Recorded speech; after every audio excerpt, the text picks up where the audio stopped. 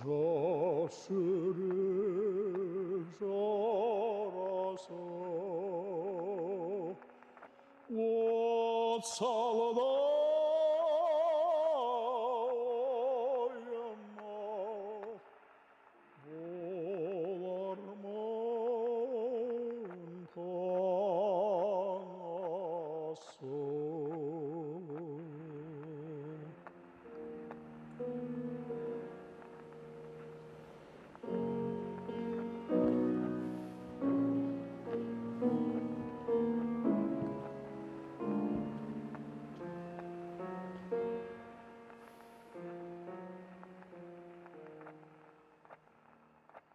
Қайғылы ағасы қапасын қараша тірлігің құрбандық жәрдемге жараша.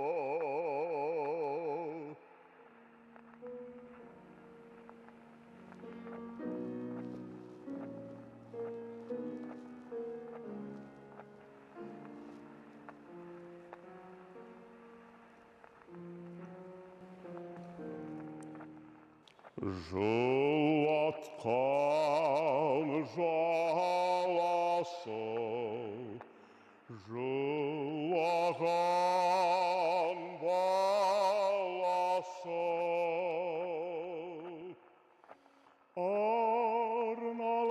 Абай ақын, ойшыл, ағартушы. Қазақ мәдениетінің символы, аспандағы күні. Оның бейнесін әр заманда сахнада Ғафиз Есімов, Шахимардан Әбілов пен Талғат Күзембаев сомдады.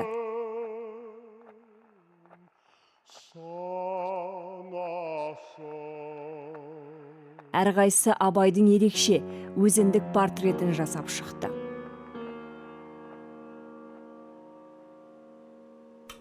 Сонда Абай не деп айтып кетті? Абай бүйтіп айтты оны. Жақсы әнді тыңдасаң дейді, ой көзіңмен дейді, өмір сәуле көрсетер судай тұнық дейді. Барлық заттың түгелі, адам заттың рухы осы өнерде. Қандай өнерде? Ол әрине анау ата бабамыздан келген, ұрпақтан келген, сол өнердің бұлай басын қосып, үлкен классикалық, гуманистік үлкен шыңға келгенде біз қазақ елі білетті. 1945 жылдан бастап 70 жылдан аса ұлы қазақ ағартушысының есімін ұлықтап келе жатқан еліміздегі ең үлкен опера және балет театрының әр жаңа маусымы Абай әндерімен басталады.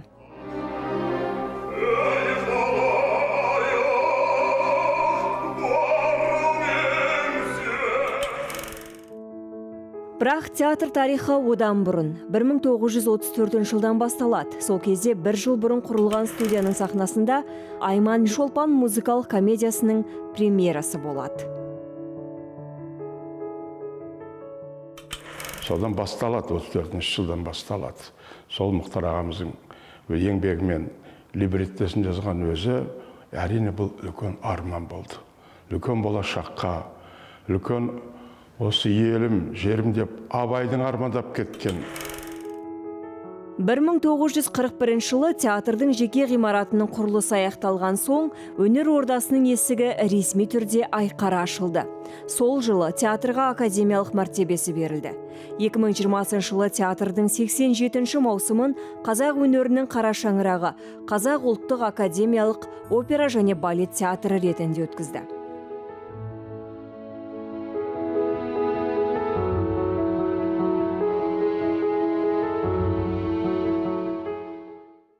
Театр, дирижерлар, композиторлар, суретшілер, жазушылар, әншілер мен режиссерлер секілді классикалық өнердің ірі өкілдерін жинаған қазақ операсының алтын бесігі. Сол жылдардағы елдің зиялы қауымының бірлескен шығармашылық жұмысының нәтижесінде алғашқы қазақ операсы «Қыз жібек» дүниеге келеді.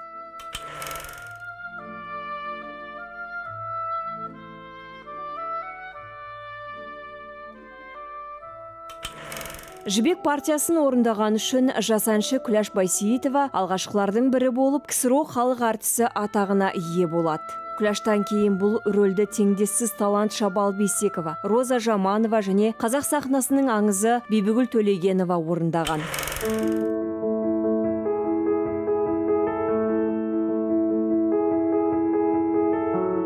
90-нан асқан Бибігүл Ахметқызы әлі күнге Абай атындағы театрдың примасы Зарина Алтынбаева сынды қазіргі опера жұлдыздарының сүйікті тәлімгері. Мен театрдың ең бақытты кезеңіне тап болдым деуге болады. Ол кездері кемеңгер тұлғалардың бәрі бар еді. Күләш Байсейітованың көзі тіреді. Білесіз бе, сол сахнаға шыққанда құдды бір сахна жарқырай түскендей болатын. Не құдіреті барын білмеймін. Жан-жақтан қосымша шамдардың сәулесі түсіп тұрғандай. Ол менің есімде әппақ, өте көркем, жинақы, нәзік бейнесімен қалды. Өзі сондай бір ерекше адамдар болады. Күләш Байсейітова театрдың алғашқы жұлдызы болды. Латиф Хамиди оның дауысын арнап «Бұлбұл мен қазақ вальсін», ал Брусиловский «Қос қарлығашты» жазды. Ол Айман мен Жібектің рөлін, сонымен қатар Абай операсындағы Ажарды және Біржан Сара операсындағы Сараны алғашқы болып орындады. 1936 жылғы Мәскеудегі атақты қазақ өнері мен әдебиетінің 10 күндігіндегі операның жетістігі либретто авторы Ғабит Мүсіреповтің, композиторы Евгений Брусиловскийдің, қоюшы режиссері Жұмат Шаниннің және әрине басты партиялардың орындаушылары Күләш Байсейітова, Қанабек Байсейітов пен Құрманбек Жандарбековтің бірлескен шығармашылық еңбегінің нәтижесі еді. Жандарбеков тамаша актер еді. Ол дауысы жетпеген жерде ойнатып, ха-ха-ха-ха деп күліп, құбылтып жіберетін. Ол Бекежанды ойнады. Сөйтіп, есерсоқ Бекежанды ол солай мінезімен көрсетті. Кейін мұнысын көп адам қайталамақшы болды, бірақ қолынан келмейтін, келтіре алмайтын. Сондай, ешкім қайталай алмайтын бір туар адамдар болады. Никто повторить не может. Құрманбек Жандарбеков театрда солист, көркемдік жетекші, режиссер және директор ретінде 25 жыл жұмыс істейді. Қоюшы режиссер ретінде ол Кармен, Ромео мен Джульетта сынды әлем классикасымен қатар Жұмат Шанинмен бірге Қыз жібек, Біржан Сара, Ертарғын, Жалбыр, Абай сияқты ең танымал ұлттық операларды қойды.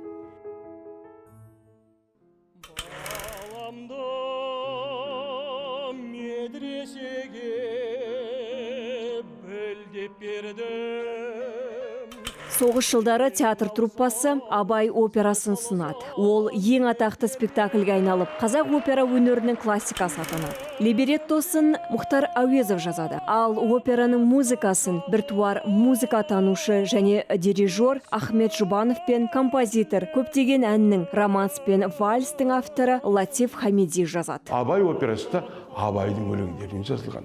Ішінде Жұбановтың өзінің бір биі бар, Латиф Хамидың өзінің бір шығарма, 3 шығарма бар жазылған. Өздерінің қалғаны түгелі Абайдың өлеңдері. Бірақ әлемдік дүниеде, әлемдік классикада мен айтар едім, ол опера қазір біз Вердидің Аидасы дейсің, Атталас дейсің да, Чайковскийдің Евгений Онегин Мазепа дейсің, мысалы үлкен опера, соның деңгейін жазылған опера. Осыдан бастап қазақ театрының фундаменті, тамыры көтеріле бастады. Бас партияны орындаған артистердің алғашқысы болып, сахнада Абай бейнесін сомдаған аса көрнекті опера баритоны Ришат Абдулин. Это Абай номер 1. Ол нөмірі 1 Абай еді. Кім не десе о десін, мен әлі күнге дейін ол сияқты Абайды естігенім жоқ. Ол нағыз ғұлама еді. Оған қараған сәттен-ақ көз алдыңа шынымен Абай тұрғанына сенесің. Абайдың ақылы, білімі, қайғы күйініші, шарасыз кейпін бәрін көресің. Мен Абай спектаклін алғаш рет тыңдағанда өте қатты таңғалғанмын. Спектакль Абай, я просто была поражена. Мысалы, Абайды айту үшін Рашид ағамыз 2-3 күн бұрын үйінде жылы көрпенің астында жатып, салқын тиіп қалмасын деп, өзін қымтап, салқын су ішпей, балмұздақ жемей, өзін күтіп, өзін күткен жоқ, ол мына осы Абайды ойнауды күтті. Өзінің ойынын күтті, ол өзін күтетін де шығар, бірақ дегенмен осы спектакль үшін барлық өзіне, осы спектакль үшін өзіне қысқартулар берді. Абдулин өнер жолында Евгений Онегин операсында Онегин, Ер тарғында Тарғын, Біржан Сара операсында Қожағұл сынды бірқатар айтулы партияны орындайды. Алайда сахнада ең көп сомдағаны Абайдың рөлі болады. 80 жылдардың ортасына дейін бейнемен шыққан. Мен мысалы Абдулинменен бірнеше рет Абай операсында Көкбайды айттым. Үлкен театрда болған кезімізде, үлкен театрда болса Абайда сол 60 жастан асып баратқан кез болу керек. Сонда ойнады, мен қасында сол Көкбай шәкірті болып жүрдім. Орындадым, айттым. Маған бұл әрине қазір кейін ойлап қарасам үлкен бір бақыт, үлкен бір тәжірибе екен. Сондай ақсақалдармен, апайларымызбен осы спектакльдерге қатысқаныма өте бақыттымын да және қуаныштымын.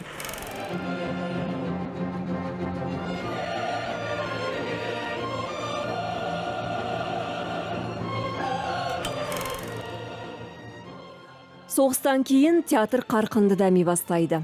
1946 жылы тағы бір ұлттық опера Біржан Сара дүниеге келеді. Оның авторлары Сталин сыйлығымен марапатталады, ал операның өзі 1958 жылы Мәскеудегі Қазақстан өнері мен әдебиетінің екінші 10 күндігінде көрсетіледі.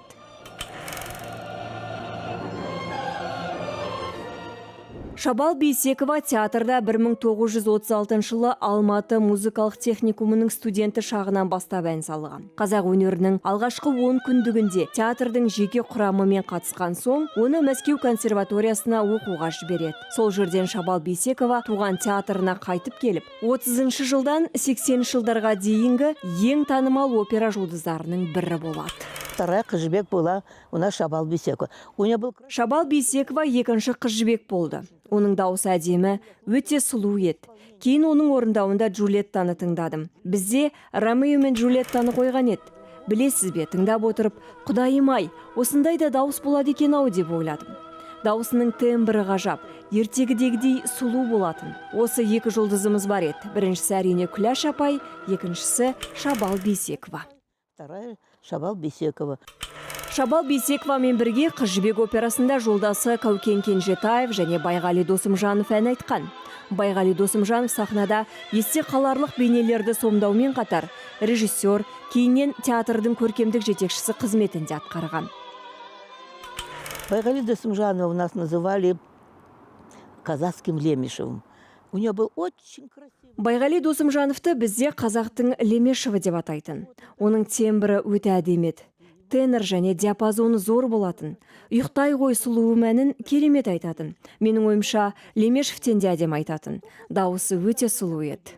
Содан кейін мен жібек рөліне дайындалған кезімде Шабал Бейсекова жеңгейді ойнады. Ол маған үнемі көмектесетін. Қай жерде құлау керек, қай жерде жылау керек, қай жерінде Бекежанға қарғыш аудыру керек дегендей. Мен бірінші рет ойнап тұрмын. Бекежанды Жандарбеков ойнайды, ал менің аузым бармайды. Сондай адамды қалай қарғай аламын? Менің тәрбием басқа. Жандарбеков, у меня рот не поворотный. Ну как я могу проклинать такого человека? У меня сознание другое. Бибігүл Төлегенова театрға 1954 жылы оқуын бітірген соң бірден келген. Ол уақыт солистердің жаңа буынының заманы еді. Олардың көбісінің кәсіби білімі бар. Құрманғазы атындағы Қазақ консерваториясының түлегі болатын. Бибігүл Төлегенованың театрдағы алғашқы спектаклі Вердидің Риголетто операсы болады. Ол Джилданың партиясын орындайды. Одан кейін Дон Паскуале операсындағы келесі партияға дайындала бастайды.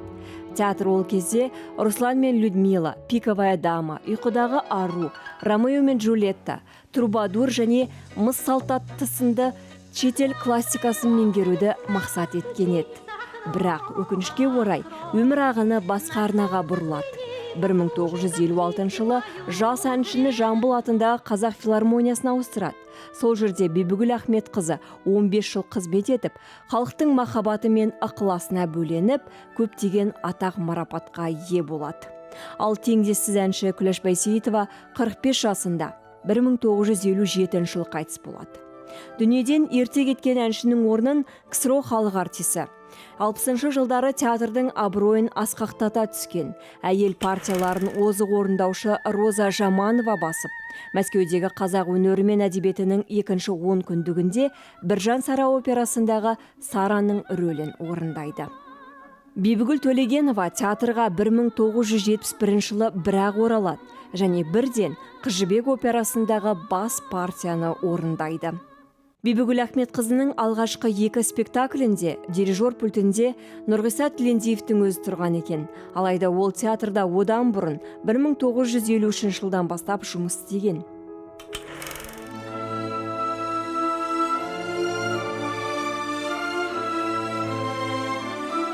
Он дирижером, конечно, был. Ол әрине туа бітті талантты дирижер еді. Бұл жерде енді ештеңе де алмаймын. Ол театрдың симфониялық оркестрінің болсын, Құрманғазы оркестрінің болсын, өзі құрған Отырар саз оркестрінің болсын, дирижер пультіне шығады. Сол сәтті музыканттар мүлде басқаша ойнай бастайды. Ғажайып дерсің. Бір керемет Күләш Байсейітова болса, екінші керемет осы Нұрғиса Тілендиев болатын. Біз спектакльді 2 рет қойдық. Ел театрдың кірер есігін бұзып кетті. Өйткені халықтың қызыққаны сонша. Мен сол кезде концерт әншісі ретінде танымал едім. Бірақ халық менің театрдағы өнерімді көргісі келді.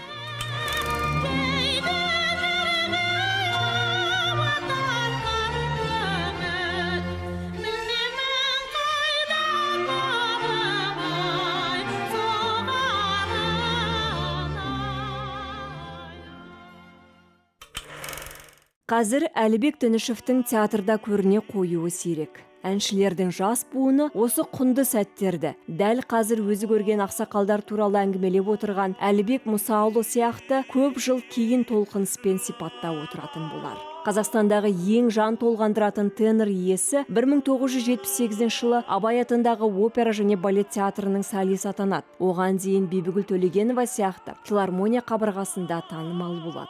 Дегенмен, театр сахнасына Әлібек Дінішев алғаш рет 10 жасында балалар байқауына қатысып, Санта Лючия әнімен шыққан. Содан бері әншіге көрсетілген қошемет бір саябырлаған емес. Әлібек Дінішев үлкен музыкалық әулеттен шыққан. Анасы Камила Абдуллина және нағашы ағалары, опера әншілері Ришат пен Мүслім Абдуллиндер театрда жұмыс істеген.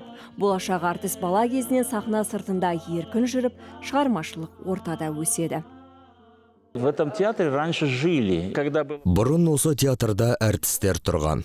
Ертеректе тұрғын үй жағы қиын болған 40-50 жылдары. Иә, 2-ші қабаттағы бөлмелерде әртістердің отбасылары тұрған. Сол жерде тұрғандардың көбі осы театрда дүниеге келіп, осы театрда өскен. Менің ағаларым осы театрда өсті. Өйткені анам осы жерде ән айтқан. Нағашы ағаларым ән айтқан. Ағаларымның балалық шағы осында өткен. Это театр, это родной дом, это жизнь, это то, что не может появиться просто. Бұл театр туған үйім, өмірім. Бұл өздігінен пайда болатын дүние емес. Бір жерде театр ашылса, ол бірден театр бола салмайды. Театр деген біздің Абай театры сияқты. Ол мысалы адам көп сыйынатын киелі жерлер болады. Бұл да сол сияқты. Мұнда қаншама ұрпақ келіп сыйынып кетті. До сих пор витает дух тех великих людей, которые стояли у истоков нашего искусства. Алматыдағы бас театр үнемі елдің игі жақсыларына толы болатын. Оның гастрольдеріне орай газеттерде Жамбыл Жабаевтың өлеңдері басылып, театр туралы литературная газета беттерінде Мұхтар Әуезов жазатын. Өнер ордасы бүкіл елдің шығармашылық зиялы қауымы мен талантты артистері ағылып келетін қаладағы танымал жер болған. Әлібек Дінішев, Қорлан Халиламбекова және Рахима Жұбатыровамен бірге опера сахнасындағы жаңа буын жұлдыздарына жатады. Евгений Онегин операсындағы Ленскийдің партиясы мен Әлібек Дінішев үлкен сахнаға алғаш шығады.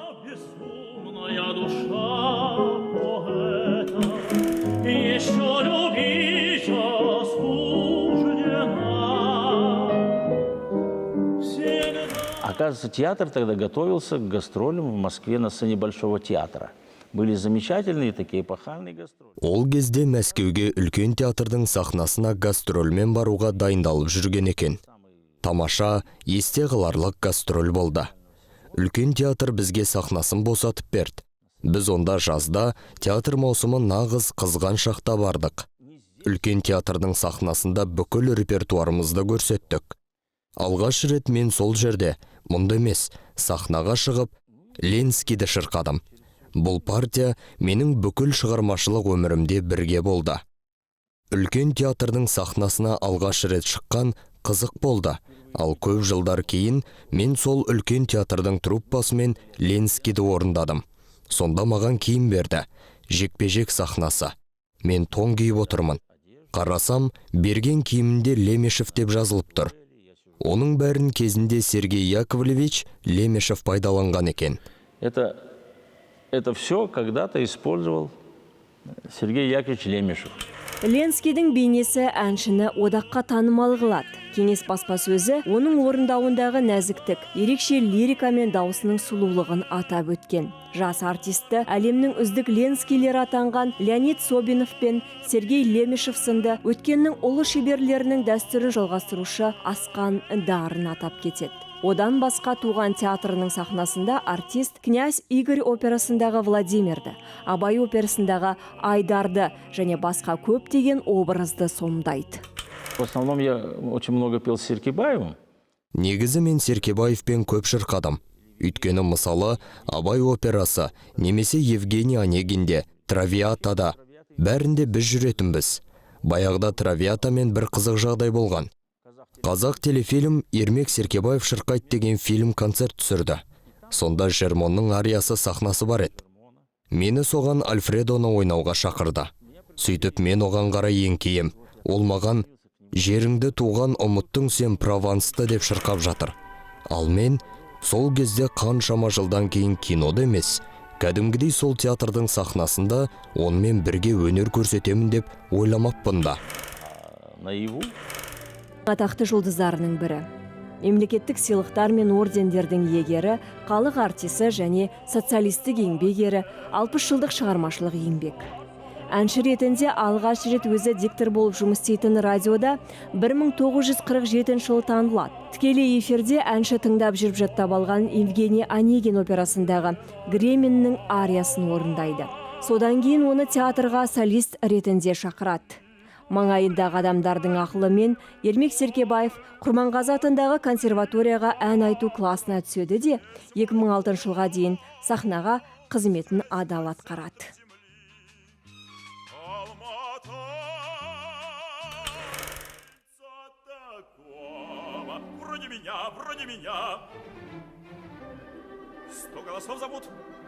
Севильдік Шаштараз операсындағы Фигаро партиясы Серкебаевтың өнер жолындағы ең есте қаларлық рөліне айналады. Осы рөлімен ол Еуропа мен КСРО-ның көптеген опера театрында өнер көрсетеді. Замандастарының айтуынша, ол рөлге 2 жыл бойы дайындалған екен. Осы рөлдің арқасында Ермек Серкебаев баритондар патшасы және Кеңес одағының үздік Фигаросы атанады.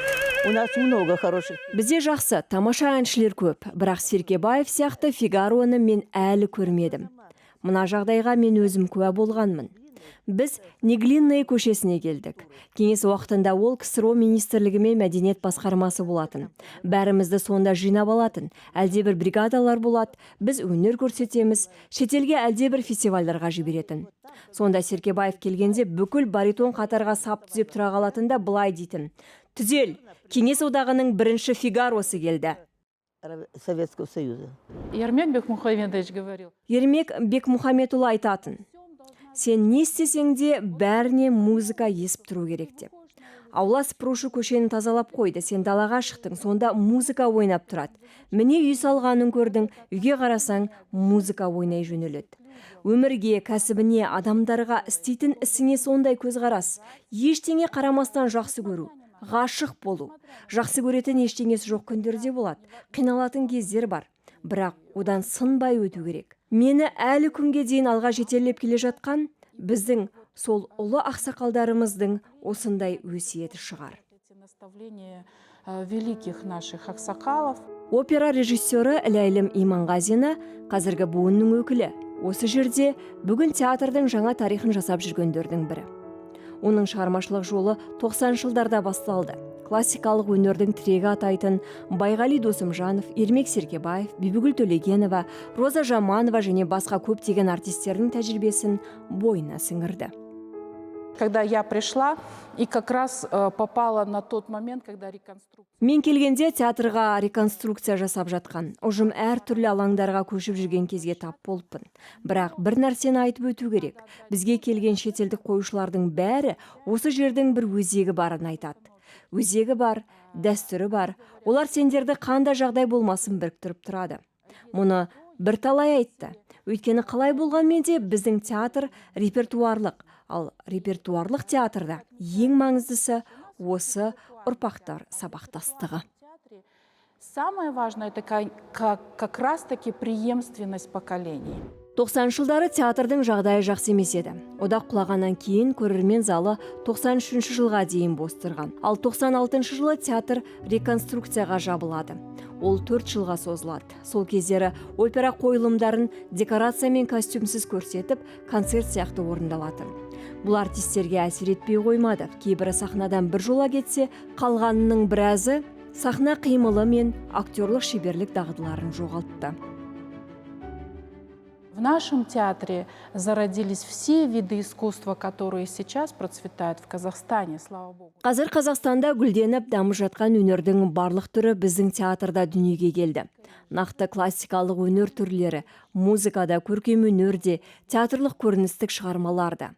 Театрымыздың тарихына қарап, мемлекетіміздің, бүкіл республиканың даму тарихын көруге болады. Всего государства, всей нашей республики. Опера жанрының дамуына келсек, біз алғашқы опера Қыз жібек, Ертарғын сынды музыкалық драмалардан бастап, дамудың барлық кезеңінен өттік. Олар әлі опера емес, классика тілімен айтқанда зингшпильдер. Ал одан кейін үлкен операға Верди, Чайковский, Пучини операсына дейін дамыды. Развитие к большой опере, вплоть до опер Верди, Чайковского, Пучини. Әрине, ұзақ уақытқа дейін Кеңес одағында орыс тілінде орындады. Кейін біртіндеп түпнұсқа тілінде орындауға көштік.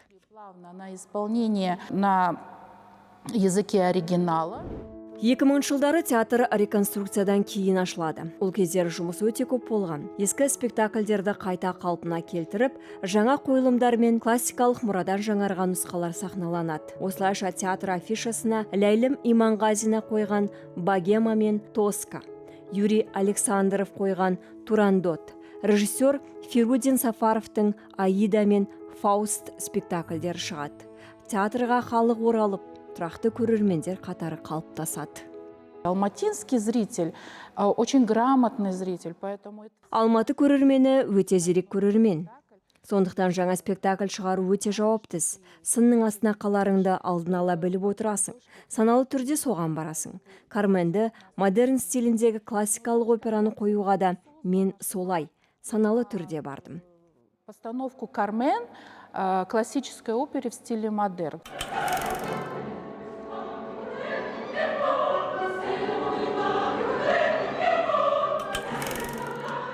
Кармен режиссердің модерн стиліндегі алғашқы жұмысы. Оның ойы бойынша операдағы оқиға орны қазіргі Испания.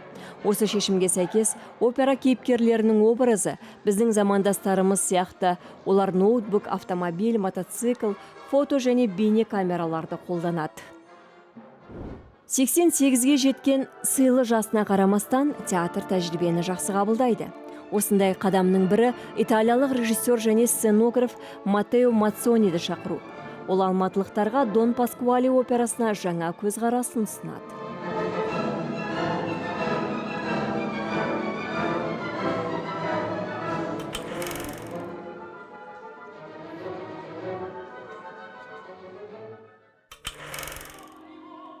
Бұл қойылым сюжетті спектакльдің бас кейіпкері, соңғы ғасырлардағы әйел теңдігінің символы Норинаның тұрғысынан баяндау. 2019 жылы премьерада Норинаның партиясын театрдың жетекші солисі Зарина Алтынбаева орындады. Оның партиясын кезінде 60 жылдай бұрын Бибігүл Төлегенова орындаған еді. Зариночка, она ученица моя. Зарина менің қызымның оқушысы. Өкінішке орай қызым өмірден ерте өтті. Мариямгүлдің айтуынша, ол Зариночка, сен оқуға тек шетелге баруың керек деген. Сөйтіп ол шетелге кетті. Енді міне мархабат бізге дайын әнші болып келді. Певицы. Вот вы сейчас говорили про те партии, которые вы пели, и я тоже в голове все это прокручиваю. Өзіңіз орындаған партиялар туралы айттыңыз. Мен де ойлап отырмын. Севильдік шаштараз, травиата. Қазір оларды мен орындап жүрмін. Әрине ол партияларды, рөлдерді абыроймен алып шыққым келеді. Шығармашылығыңызды бізбен бөліскеніңізге, күй табақтарыңызды бергеніңізге алғысым шексіз. Оларды тыңдап, үйреніп жүрмін. Бұл ең жоғары кәсіби деңгей. Мен де соған жетуге тырысып жүрмін. Қолымнан келіп жатыр деп үміттенемін. Я стремлюсь тоже к этому, надеюсь, получается. Зарина Алтынбаева Қазақстан атынан халықаралық аренада өнер көрсетіп жүрген опера жұлдызы. Ол театрға 2013 жылы келіп, тәжірибе мен трендке ашық, ең үлкен, көрікті, талантты, мақсатшыл, дәстүрін сақтаған театрдағы жас буынның бейнесіне айналады. Что для меня наш театр? Я тоже его называю родной, любимый. Мен үшін театрымыздың маңызы қандай? Мен де оны туған сүйікті театрым санаймын. Өйткені мен осы театрдың сахнасында өстім. Кірген кезде ерекше атмосфераны сезесің. Өйткені осы театрда қандай адамдар жүргенін білесің. Оның сахнасында қандай жұлдыздар, ол адамдар шыққанын білесің де, сол жауапкершілікті сезесің. Эту ответственность. В судьбе каждого из нас отразилась история всего театра. Әрқайсымыздың тағдырымызға театрдың тарихы әсер етті. Мен әлі де жастарға жиі айтамын, бұл ерекше жер. Ерекше сахна, бұл көп сыйынған жер. Жас әнші немесе жас биші сахнаға шыққанда мен оларға айтамын, елестетіп көрші. Осы жерде дәл сен сияқты сахнаға шығардың алдында толқып, сыйынып, Галина Уланованың өзі, Күләш Байсетованың өзі тұрды. Очень готовилась к выходу сама Галина Уланова, сама Күләш Байситова. Все эти эмоции. Ол эмоциялардың, тілектердің бәрі театр сахнасына сіңеді. Сондықтан осы театрда жұмыс істейтін әрқайсымыздың, театрдың әр бөлшегінің, әрбір метрінің өмірімізде ерекше орны бар. Метр в этом театре, он особенный в нашей жизни. Вот мне хотелось бы, чтобы этот театр... Театр дәстүрін жоғалтпас екен деймін. Осы жерде дүниеге келген нәрсенің бәрін дамыта түссе деймін. Ол үшін барлық мүмкіндіктер бар деп ойлаймын. Дауысы тамаша жастар бар. Осы жерде жұмыс дегендерді естен шығармас екен деймін. Музей құрып, жәдігер жасауды айтып отырған жоқпын.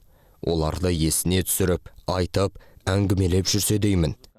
Бұл жерде керемет музыканттар, әншілер мен дирижерлер өнер көрсеткен. Соғыс уақытында мұнда қаншама тамаша музыкант, дирижер келді. Олар қолынан келгеннің бәрін осында қалдырып, бізге беріп кетті.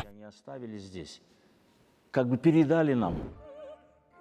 Бүгінде театр мұрасына оралып, бұрынғы қойылымдарды қайта зерделеп, классикаға жаңа көзқарасты ұсынып жүр.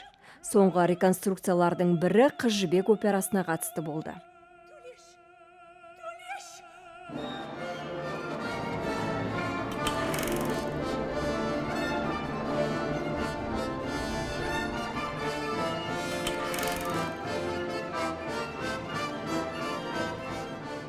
Жаңа нұсқаның премьерасы композитор Евгений Брусиловскийдің, спектакльдің алғашқы режиссері Құрманбек Жандарбековтің және бас партияның орындаушысы Қанабек Байсейітовтің 115 жылдығына арналады.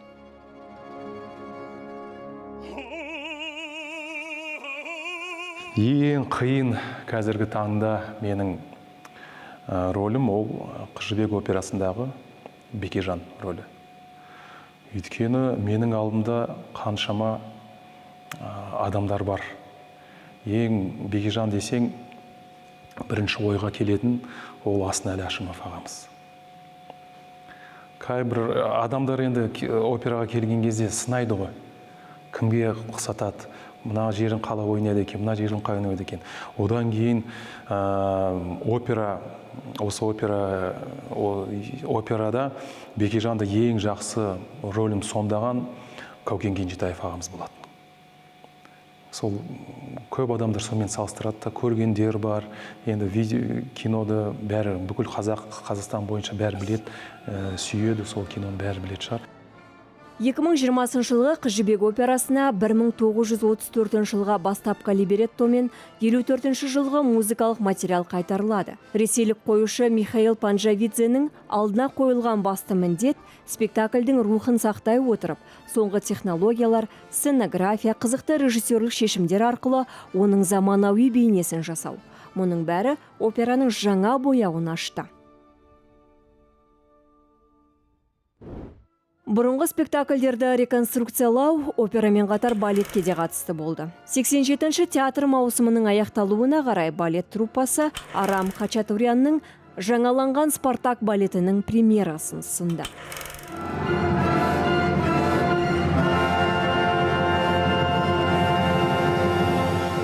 Это «Спартак», это именно мы возрождаем хореографию Заурбека Райбаева. Бұл «Спартак». Мұнда біз Заурбек Райбаевтың хореографиясын қайта қоямыз.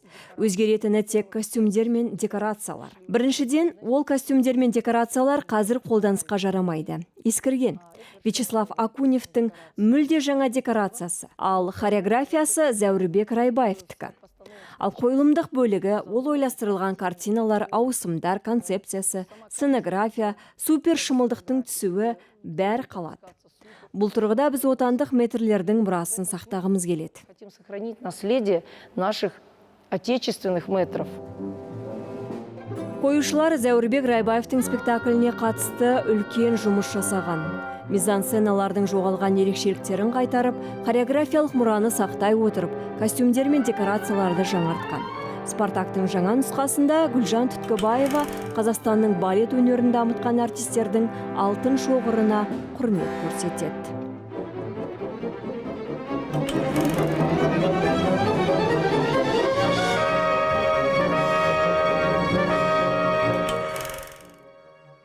Бір 1974 жылы Спартактың рөлін алғаш болып біртуар биші, қазақ балетінің тарихындағы алғашқы және жалғыз КСРО халық артисі Рамазан Бапов тамаша орындап шықты.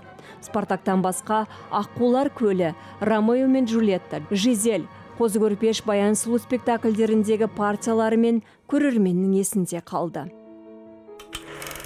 Сол уақытта балет прималарының қатарында сахнада Раушан Байсейітова мен Зарема Қастеева жарқырап жүрді. Театрдың дамуына 60-шы жылдары, кейін 80-шы жылдары Дәурен Әбіров пен Мінтай Тілеубаев театрдың бас балетмейстерлері ретінде көп үлес қосқан.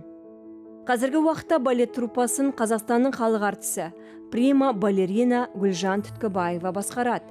Ол театрға 1982 жылы Мәскеу хореографиялық училищесін бітірген соң бірден келген.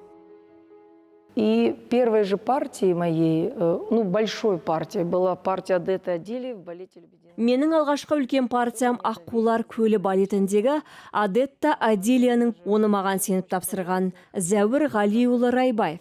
Мен қатты қорықтым, алғым келмеді, үнемі кейінге қалдырып жүрдім. Ол өте күрделі партия. Классикалық репертуарды орындаудағы балерина үшін ең қиын спектакль деп санаймын. Өйткені хореографиясы таптаза, қиын эталон деуге болады. Оған дейін де партиям болған.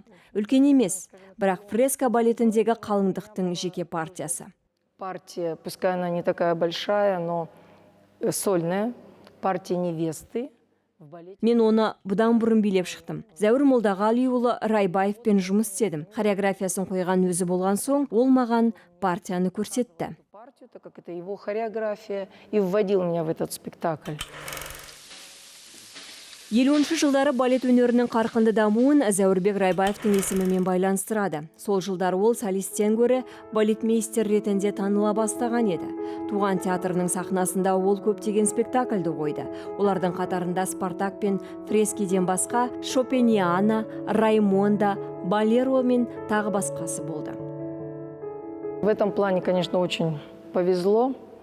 Встреча и сотрудничество. Бұл тұрғыда менің әрине жолым болды. Сондай шеберлерге жолығып, білім алдым. Бірге жұмыс істедім. Театрға келгенде де жолым болды. Дәурен Тастанбекұлы Әбіровтің қойылымындағы Шурали спектаклін жаңғырту жоспарланған екен. Менімен Дәурен Тастанбекұлы жұмыс істеді. Начали вводить в эту партию партия Сүйенбеке, и со мной работал Дәурен. Бірақ өкінішке орай, ол сырқаттанып қалды да кейінге шегерілді. Ол театрда жұмыс істемеген кезде де мен онымен жұмыс істеп үлгердім. Могла поработать, хотя он тогда не работал в театре. Қазақстандағы балеттің қалыптасуы мен дамуы соғыс және соғыстан кейінгі жылдармен тұспа-тұс келді. Бұл ретте балет училищесін ашқан Александр Александровтың, кейін оқу орнын басқарған Александр Селезневтің, театр сахнасында алғашқы балет спектакльдерін қойған Леонид Жуковтың, Алматыға жолдасына келген атақты балерина Галина Уланованың рөлі зор.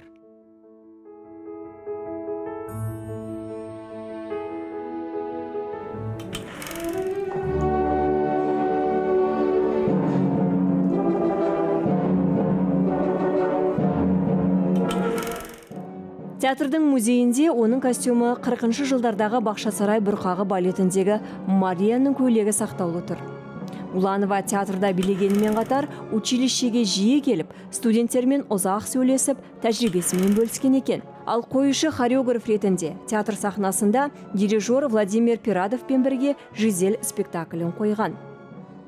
Я думаю, что история, конечно, имеет большое значение для становления артиста. Если вот мои ощущения. Артистің қалыптасуында тарихтың маңызы зор деп ойлаймын. Мен осы театрға келгенде оның бұрыннан бар екенін. Бұл сахнада Галина Уланова, біздің атақты Сара Көшербаева, менің ұстазым Иннеса Манская билегенін білетін едім. Бұл әрине өте әсер етеді.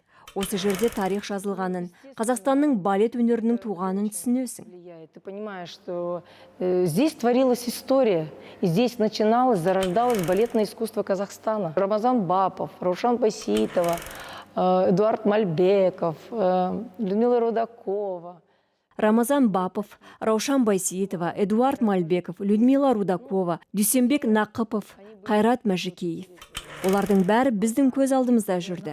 Олардан кіші, бірақ бізге аға буын еңбек сіңірген артистер Майра Қадырова, Людмила Ли. Яғни олардың бәрі біз үлгі тұтып қарайтын аға буын. Біз олардан үйрендік, тәжірибесін алдық. Дәл солай қазір біз тәжірибемізді жас буынға үйретіп жүрміз. Учились, мы перенимали опыт. И также мы хотим и сейчас передаем опыт молодому поколению. Қолдан қолға, шеберден жас әртіске өтетін ең құнды тәжірибе. Спартак премьерасының алдында дайындықтарға Крас партиясын алғашқы болып орындаушылардың бірі Эдуард Мальбеков келді. Ол балет өнеріндегі 60 жылдан астам уақыттың ішінде театрдың жетекші солисі және педагог репетиторы, хореографиялық училищенің директоры мен көркемдік жетекшісі болған. Спасибо театру. Спасибо Гүлжан Усанбековне. Театрға тағы да алғыс айтамын. Өзім өте құрметтейтін Гүлжан Усанбек қызына рахмет. Ол менен келіп, балаларға кеңес беріп, көмектесуімді өтінгенде мен әрине бас тарта алмадым. Өйткені жұмыс қызығына түсіп кетесің, бос отыра алмайсың. Бұл жанды дүние, жан тәніңмен кірісуіңді талап етеді. Жігіттер өте жақсы. Қазір менмен дайындалған артистерді айтам. Рахым Дайыровпен осында бірнеше жыл жұмыс істеп жүрген кубалық Нельсон Пеня театрға әбден үйренісіп кетіпті. Өте жақсы. Несколько лет работает, и, как я понимаю, прижился в нашем театре. Ну и хорошо. Очень красивый парень. Өте сұлу жігіт. Оны көрермендер білет. Сондықтан спектакль ертедегі 40 жылдан астам уақыт бұрын Рамазан Салығұлы тірі кезіндегі премьера сияқты өтсе деймін. Кезінде ол айтулы оқиға болған еді. Еще был жив. И, конечно, это было в свое время, это было событием. Абай атындағы Мемлекеттік академиялық опера және балет театрының үлкен сахнасындағы Спартак балетінің алғашқы премьерасында бас партияларды Рамазан Бапов пен Эдуард Мальбековтен басқа Зарема Қастеева, Людмила Рудакова сынды атаңызға айналған әртістер өнер көрсеткен. Ал 50 жылдан кейін балет жаңа буын солистерімен қайта жаңғырды.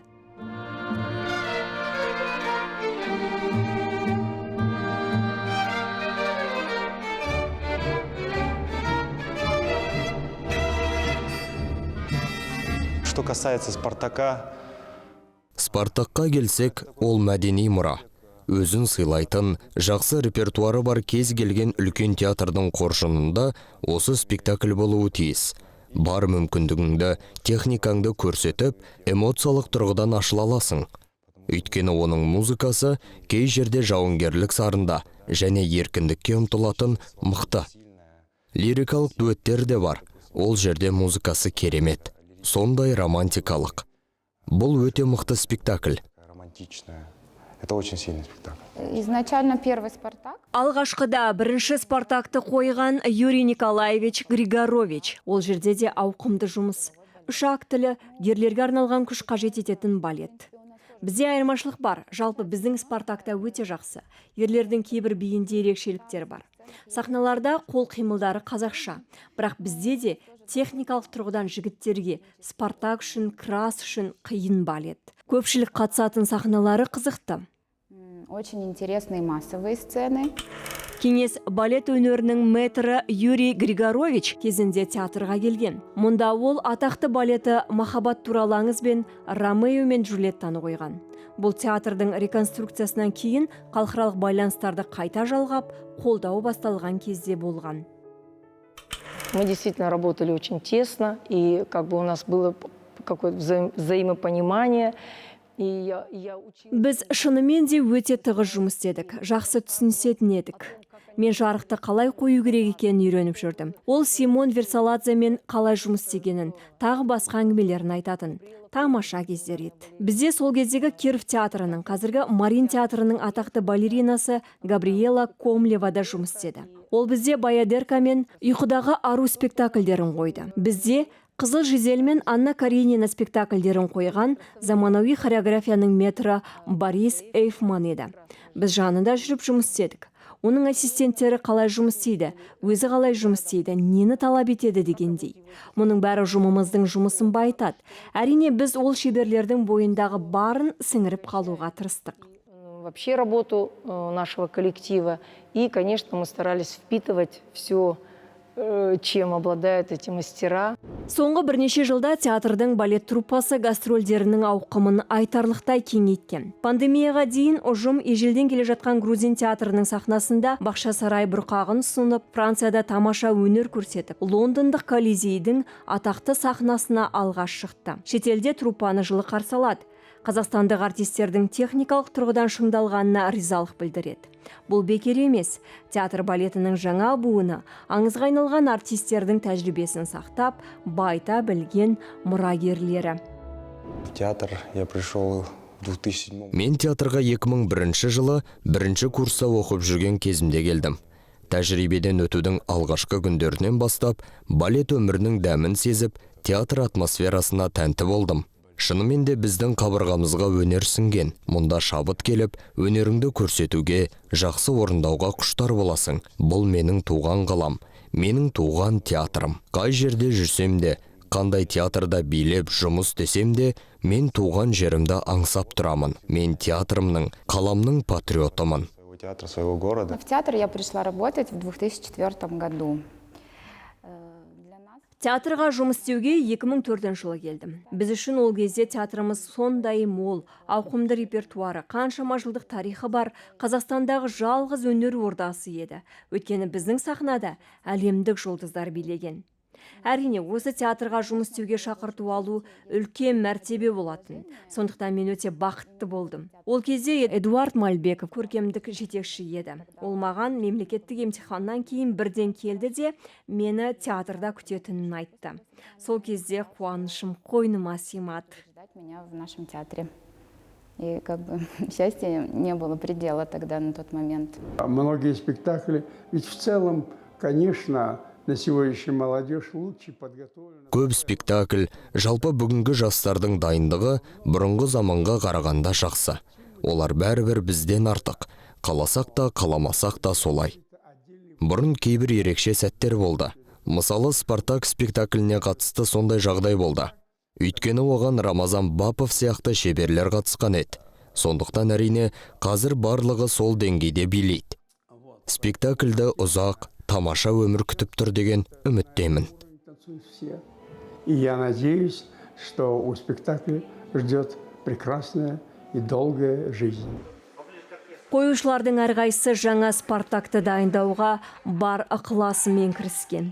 Дирижер Ерболат Ахмедияров дайындықтарға қатысып, музыкалық материалды әзірлеу кезінде театрдың нота қорында сақтаулы тұрған ерекше жәдігерге автордың өзі Арам Хачатурянның ескертпелері бар балет партитурасына жүгінеді. 47-ші жылы композитор балеттің премьерасына келіп, спектакльде өзі дирижер болған екен. На самом деле из театра. Республика бойынша театр ұжымдарының ішіндегі бұл ең көне театрдың бірі. Дәстүрді сақтаушы, музыкадағы дәстүрден басқа ішкі дәстүрін сақтаушы. Осында Күләш Байсейітова да, Қанабек Байсейітов те, Құрманбек Жандарбеков, Ғарифолла Құрманғалиев те, Ермек Серкебаев, Бибігүл Ахметқызы Төлегенова шырқаған. Бүкіл шығармашылық зиялы қауым осы қара шаңырақтан шыққан.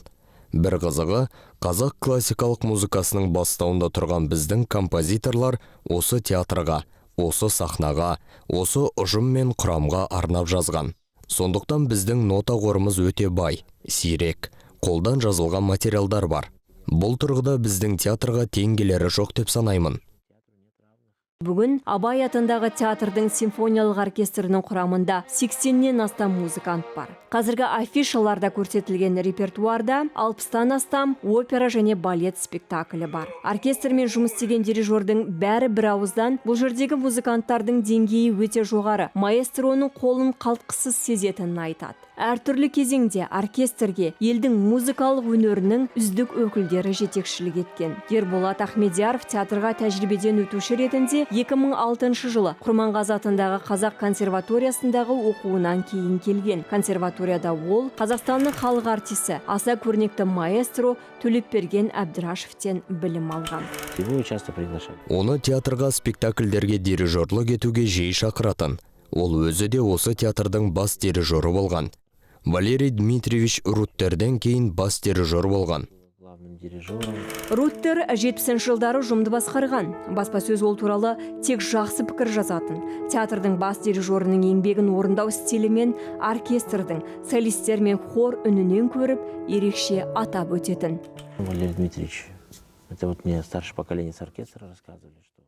Валерий Дмитриевич оркестрдегі аға буынның айтуы бойынша кезінде ол тұтастай салтанат болған екен. Яғни адамдардың өздері оның қаншалықты маңызды екенін түсінген. Валерий Дмитриевич тарихи отаны Германияға оралуға шешім қабылдағанда ол бүкіл ұжымды көрермен залына жинапты. Ол кезде менің ұстазым Герберт фон Караян атындағы байқаудың дипломанты атанған еді. Бір жыл Венада тәжірибеден өтіп, осында қайтып келіп, театрда және мемлекеттік симфониялық оркестрде жұмыс істеп жүрген. Сонымен Валерий Дмитриевич Руттер оны шақырып алып, саған бас дирижердің таяқшасын тапсырамын депті. Сен лайықсың деп санаймын. Солай деп ұжымға алғысын білдіріп, содан кейін кеткен. Содан соң Төлепберген Әбдірашев осында бірнеше жыл жұмыс істеген. Потом несколько лет Төлепберген Әбдірашевич работал здесь. Одан кейін белгілі дирижер өнер жолында Мәскеу, Санкт-Петербург, Қазақ, Мюнхен және тағы да басқа қалаларда жұмыс істеген Ренат Салаватовтың уақыты келеді. Оркестрді Салаватов басқарған кезде театрға Ерболат Ахмедияров келген. Ну, попробуй с какой-нибудь балета, возьми, что хочешь. Балеттен бастап көр, қалағаныңды ал деді. Әрине, дирижердің көбі Жизель балетінен бастайды. Алғаш кездескен қиындығым дайындыққа келгенде бір құрам отырған еді. Ал спектакльге шықсам басқа құрам, жаңа адамдар отыр. Мен оларды мүлде танымаймын ол кезде. Сонда олардың кәсібилігі ғой. Олар да мені енді көріп тұр. Жас дирижер, өзін қалай ұстайды, қаншалықты тұрақты, спектакльді қалай жүргізеді. Көркемдік жетекші үшін де бұл үлкен тәуекел. Қолынан келмесе ше, спектакль тоқтап қалса. Яғни мұның бәрі үлкен сенімнің арқасы. Это большое доверие, конечно, было. Ренат Салаватовтан кейін Нұрлан Жарасов келеді. Консерваторияның дирижер факультеттерінің түлегі бастапқыда театр режиссерінің көмекшісі болады. Одан кейін дирижер пультіне шығып, 2017 жылға дейін тұрады. Когда Нурлан Салаватович стал главным дирижером, он говорит: слушай, Ерболат. Нұрлан Салауатұлы бас дирижер болғанда маған: тыңдаш Ерболат, саған өзім жүргізетін спектакльді берейін. Сивилдік шаштар аздал, Біржан Саранал дейді. Сөйтіп қарқынды дайындықты бастадық. спектакльдерді меңгере бастадым. Ол үнемі біздің дирижерлерге қамқор болып жүретін, яғни міндетті түрде ыңғайлы жұмыс кестесі, ыңғайлы дайындық сәті. Бұл өте маңызды. Өйткені дайындықта ыңғайсыздық, алаңдау болмауы керек. Яғни ол бәрін асықпай байқап көруі керек. Оркестрдің үнін, солисттің үнін салыстырып көруі тиіс. Содан кейін әрине хор классына баруы керек. Кей жерде хор бірден сахнаға шығады. Яғни би болса, балет артистеріне, я операда би болса, балет залына барып міндетті түрде көруі керек. Қарқыны қандай, неге акцент қояды, қандай нюанстары бар, және тағы басқасы. Міне, мен білетін ұрпақтар сабақтастығы осындай.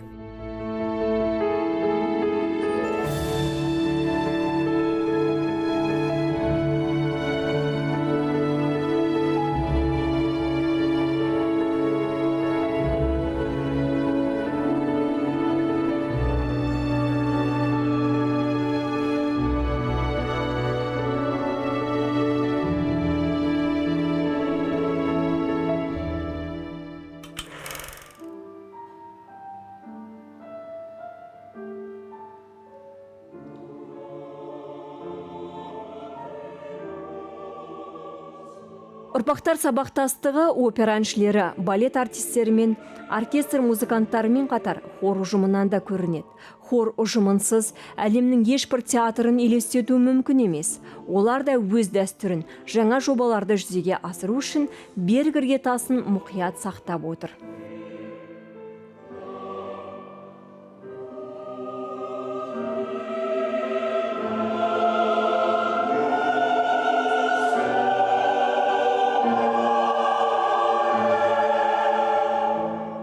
Очень обновился состав, очень омолодился состав, но все равно есть, конечно, какой-то процент старших. Құрамымыз біраз жаңарды, жасарды. Әрине дәстүрді тапсырып тәрбиелеп отырған аға буын өкілдері бар. Олар жастарға спектакльдердің қыр-сырын үйретеді. Өйткені мысалы хормейстердің міндеті біз хор партияларын үйретеміз. Артистердің сахнаға шығуын дайындаймыз. Ал олар сахнада тұрған кезде біздің хормейстерлердің жұмысы сахна сыртында ғана. Біз сахнаға шыға алмаймыз. Біз сахна сыртында уайымдап қана тұрамыз. Ал ол жерде үлкендер жастарға қайда тұру керектігін, нені қалай шырқайтынын және тағы басқасын айтып тұрады. Именно старшее поколение подсказывает молодежи, куда встать, как спеть, что сейчас. Өйткені қанша дегенмен адам қанша жаттаса да, дайын болғанның өзінде сахнаға шығып, шамдар жанғанда, залда адамдар толып отырғанда, қобалжып, уақытында бастай алмай қалуы мүмкін. Осындай кезде аға буынның көмегінің маңызы өте зор әрине. Не вступить, не спеть.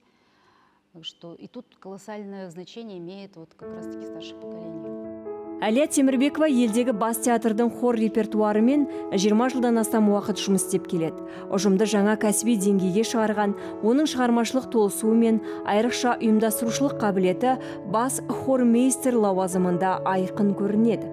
Бұл орынға 2008 жылы тағайындалған. Моим учителем на тот момент, когда я поступила в консерваторию. Мен консерваторияға түскенде оқытушым Шәкіржан Қалауя қызы Бүркітбаева болды. Сол кезде ол театрымыздың бас хормейстері еді.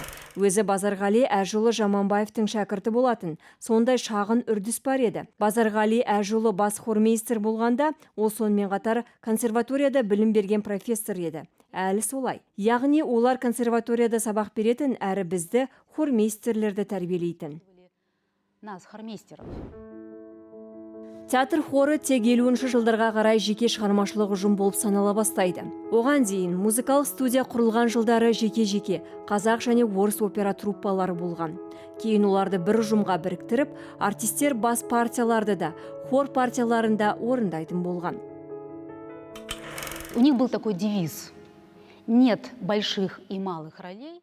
Біздің сондай ұранымыз болатын. Үлкен немесе кіші рөл жоқ, жақсы немесе жаман орындау ғана бар. Бұл не деген сөз? Жалпы труппа болды, бәрі спектакльге қатысушылар. Яғни сен хорды айтасың, сен бас партияны айтасың деген бөлініс болған жоқ. Бәрі қатысатын. Біреуге бас партия бөлінеді, біреулер жалпы сахналарға қатысады. Хор ұжымының тарихындағы қиын кезең 90-шы жылдармен тұстас келеді. Театр реконструкцияға жабылады, ал репертуар біртіндеп түпнұсқа тіліне көшеді.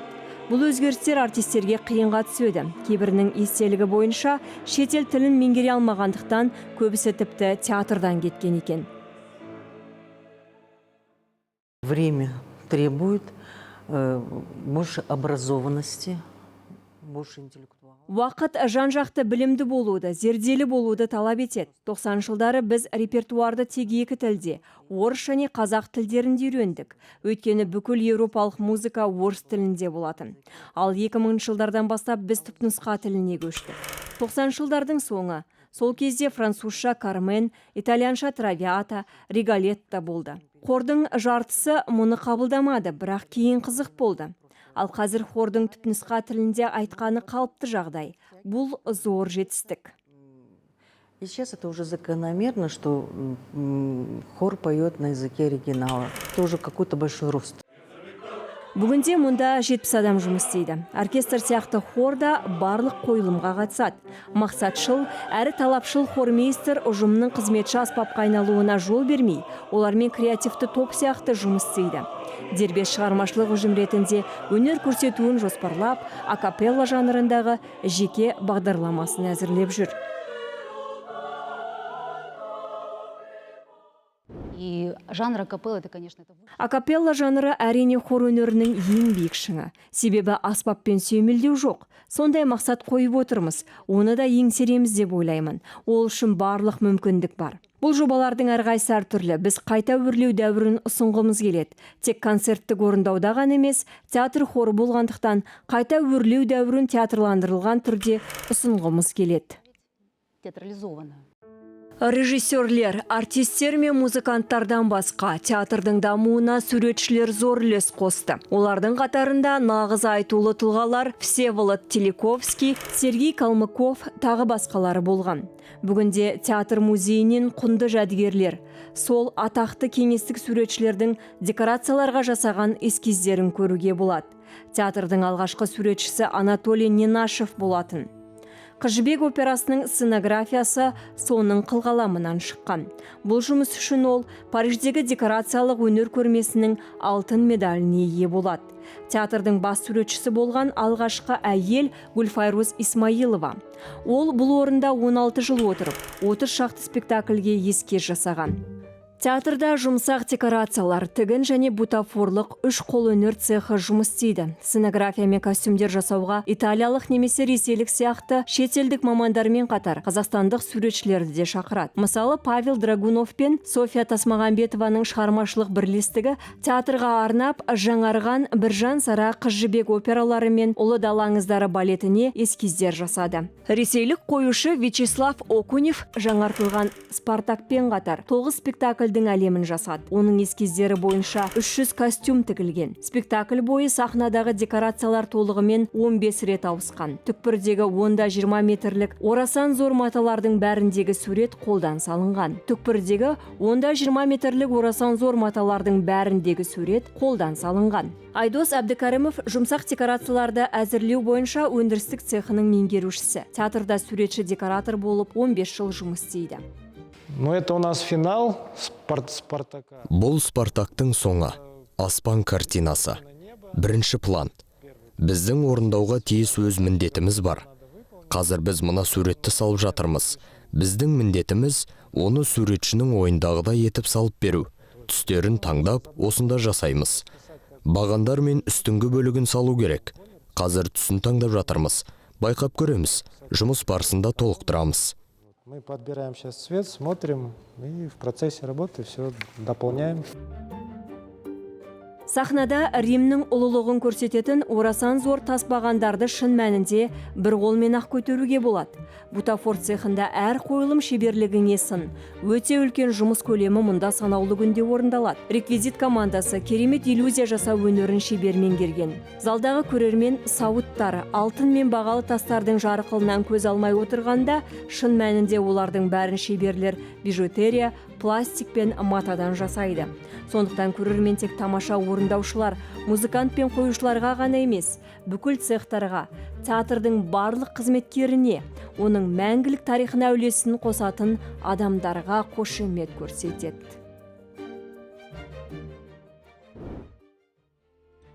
88 жыл. Осы уақыт ішінде театрдың үлкен сахнасында театр мен артистерді әлемге танытқан. Қазақстан өнеріндегі жоғары мәдениет пен шеберліктің мықты іргетасын қалаған 300-ден астам шығарма қойылған. Әр жаңа маусым театрдың алдына жаңа міндеттер қояды.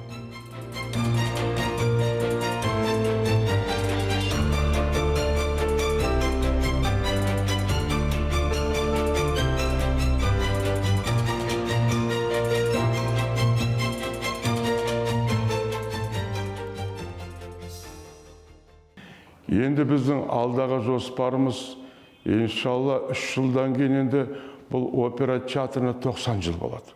Бұл енді тарих, үлкен өнер, жаңа айттым ғой, әлемдік өнер. Сондықтан біздің жазып кеткен операларымыз шықпай жатыр. Бір жанымыз бар, жақсы, Абайымыз бар, жақсы. Ал біздің Абылай ханымыз бар.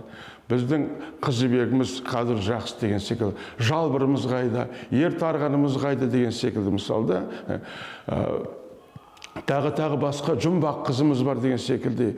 Құрманғазымыз бар. Көп бізді опера. Соны біз әлемдік деңгейге шығаруымыз керек. Бүгінде Алматыдағы бас театр әрі маусымда бұрын алынбаған шыңдарға жетіп, гастрольдердің аумағын кеңейтті. Жаңа жұлдыздар туды. Театр тәжірибелері сәтті өтіп, дәстүрі, тәжірибесі мен білімін әлі күнге зор құрметпен ұрпақтан ұрпаққа жеткізіп келеді.